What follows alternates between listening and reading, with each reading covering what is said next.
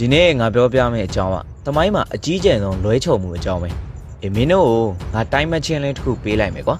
1950ခုနှစ်လောက်ကိုပြန်သွားကြည့်အောင်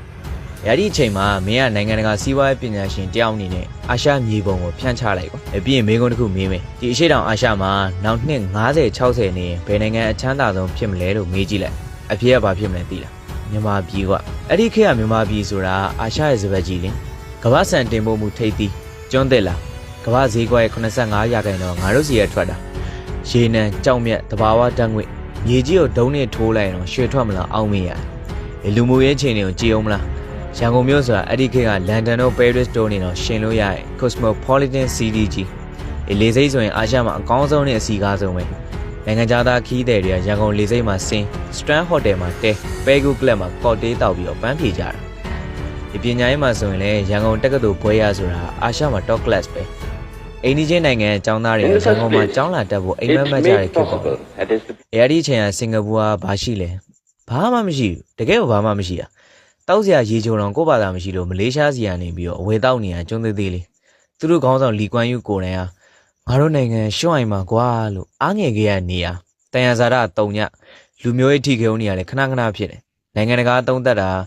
ဒီနိုင်ငံကြခံမှာမဟုတ်ဘူးတဲ့ဒါမဲ့ဒီနေ့2024ကိုပြန်ကြည့်လိုက်အဲ့ဒီရှွန့်အိမ်လေးကကမ္ဘာအချမ်းသာဆုံးထိပ်သီးနိုင်ငံဖြစ်သွားတယ်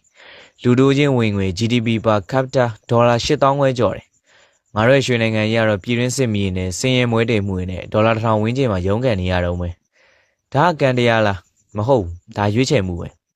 ဒီကွာခြားချက်ကြီးဘယ်လိုဖြစ်လာလဲဆိုတာငါတို့တမိုင်းရဲ့နောက်ကွယ်က mindset တွေကိုခွဲစိတ်ကြည့်အောင်မျက်ရည်နဲ့မာနအလှည့်ပြောင်း1960ကာလတွေမှာစတာဒီနေရာမှာပေါ်ရင်းတစ်ခုကိုရှင်းကြည့်စေခြင်းတယ်1965ဩဂုတ်လ9ရက်နေ့စင်ကာပူမှာလီကွမ်ယူကသတင်းစာရှင်းလင်းပွဲလုပ်တယ်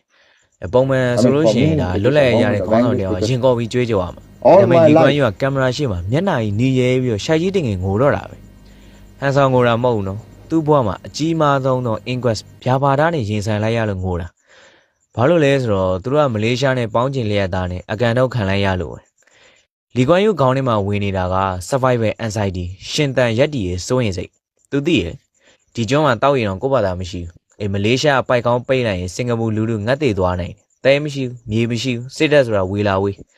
ဘေးမှာမလေးရှားနဲ့အင်ဒိုနီးရှားဆိုတဲ့အကိုကြီးနိုင်ငံတွေကဝိုင်းထားတာငါတို့ကငမန်းနေကြတဲ့ပဇွန်စိတ်လေးလိုဖြစ်နေပြီဘလို့အသက်ရှင်မလဲဆိုတဲ့အကြောက်တရားသူ့ကိုနင်းမအိမ်ညာမိတ်ဖြစ်စေဒါမဲ့အဲ့ဒီကြောက်စိတ်ကပဲစင်ကာပူကယ်တင်လိုက်တာ